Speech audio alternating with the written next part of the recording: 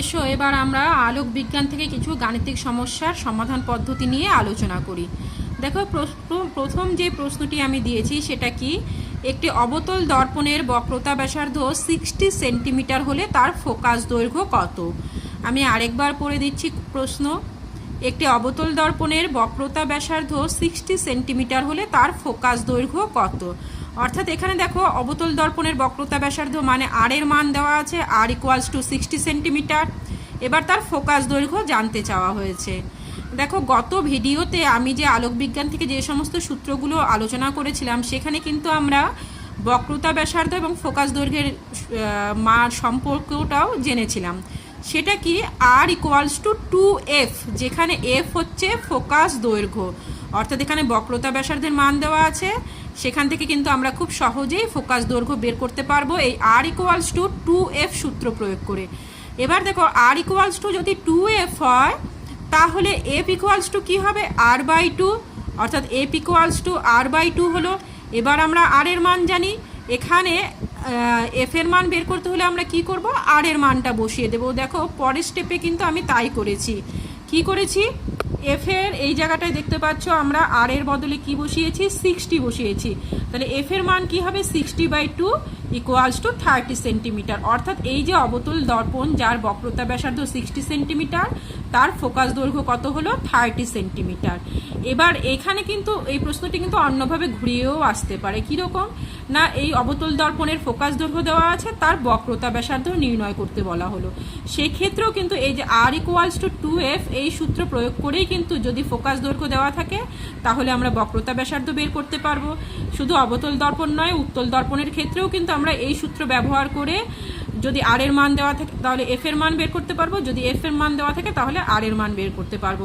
এবং অবশ্যই যখন আনসারটা লিখবে তখন কিন্তু এককটা অবশ্যই সাথে দিতে হবে। যেমন এখানে ফোকাস দৈর্ঘ্যের একক কি এসছে, যেহেতু 60 সেন্টিমিটার ছিল বক্রতা ব্যাসার্ধ, তাহলে ফোকাস দৈর্ঘ্যের একক হলো 30 সেন্টিমিটার।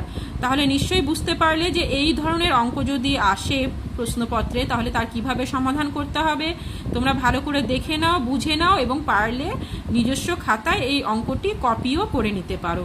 এবার আমরা 2 নম্বর প্রশ্ন যেটা আছে সেটাতে চলে আসি।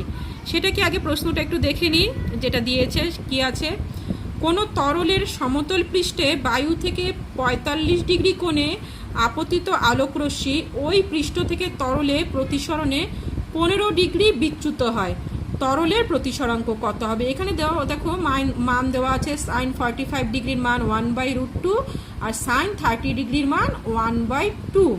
প্রশ্নটি আমি আবার পড়ছি, কোনো তরলের সমতল পৃষ্ঠে বায়ু থেকে 45 ডিগ্রি কোণে আপতিত আলোকরশ্মি ওই পৃষ্ঠ থেকে তরলে প্রতিসরণে 15 ডিগ্রি বিচ্যুত হয়, তরলের প্রতিসরাঙ্ক কত হবে, যেখানে সাইন 45 ডিগ্রি এবং সাইন 30 ডিগ্রির মান দেওয়া আছে। দেখো এখানে আলোকরশ্মি কি হচ্ছে, বায়ু থেকে তরলে এসছে। এবার আমরা জানি কি, বায়ু হচ্ছে লঘু মাধ্যম আর তরল যে দেওয়া আছে সেখানে এই তরলটা হবে ঘন মাধ্যম। এবার লঘু মাধ্যম থেকে যখন ঘন মাধ্যমে প্রতিসরণ ঘটে তখন চ্যুতিকোণ ডেল্টা কত হবে, I-R, যেখানে I হচ্ছে আপতন কোণ এবং R হচ্ছে প্রতিসরণ কোণ।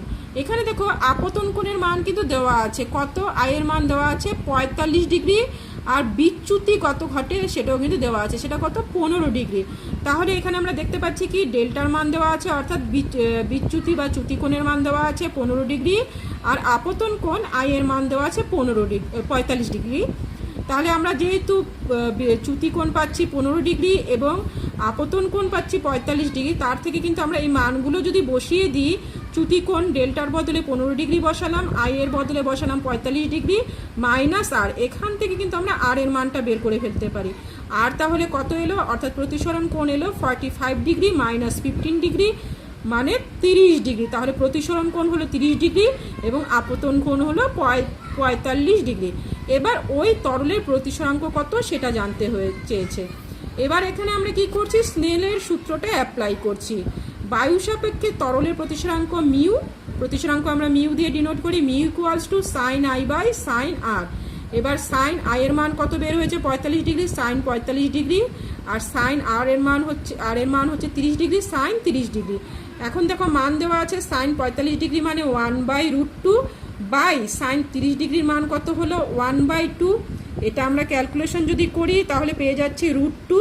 এবার √2 মান কিন্তু আসন্ন মানে বের হয়েছে। √2 মান হচ্ছে প্রায় 1.414, অর্থাৎ ওই তরলের প্রতিসরাঙ্ক বায়ু সাপেক্ষে কত হচ্ছে, প্রায় 1.414। যেহেতু √2 মানটা কিন্তু আমরা এখানে আসন্ন মানে পেয়েছি। ঠিক আছে, তাহলে এই হলো প্রশ্ন। কোনো তরলের সমতল পৃষ্ঠে বায়ু থেকে 45 ডিগ্রি কোণে আপতিত আলোকরশ্মি ওই পৃষ্ঠ থেকে তরলের প্রতিসরণে 15 ডিগ্রি বিচ্যুত হয়, তরলের প্রতিসরাঙ্ক কত হবে? এই সূত্র আমরা ব্যবহার করলাম। যেহেতু লঘু মাধ্যম থেকে ঘন মাধ্যমে প্রতিসরণ হচ্ছে, তাহলে চ্যুতি কোণ হবে I-R। এবার চ্যুতি কোণের মান দেওয়া আছে 15 ডিগ্রি, আই এর মান দেওয়া আছে 45 ডিগ্রি। সেখান থেকে আমরা কি বের করলাম, আর এর মান বা প্রতিসরণ কোণের মান বের করলাম, যেটা বের হলো 30 ডিগ্রি। এবার বায়ু সাপেক্ষে তরলের প্রতিসরাঙ্ক mu equals to sine I by sine R. Sine I এর বদলে বসাচ্ছি আমরা 45 ডিগ্রি, আর এর বদলে বসাচ্ছি সাইন 30 ডিগ্রি, আর এর মান যেহেতু 30 ডিগ্রি।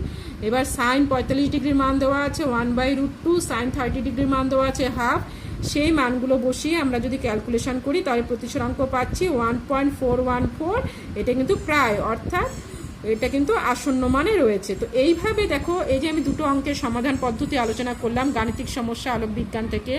এই ধরনের যদি অঙ্ক সমস্যাগুলো আসে, গাণিতিক সমস্যা, তোমরা যদি বারবার বিভিন্ন বই দেখে প্র্যাকটিস করো এই ধরনের সমস্যাগুলো, তাহলে কিন্তু খুব সহজে মাধ্যমিক প্রশ্নপত্রে এই ধরনের সমস্যা এলে সেগুলোর কিন্তু তোমরা সমাধান করতে পারবে। এর পরের গাণিতিক সমস্যাগুলোর সমাধান পদ্ধতি আমি পরের ভিডিওতে আলোচনা করছি। কেমন?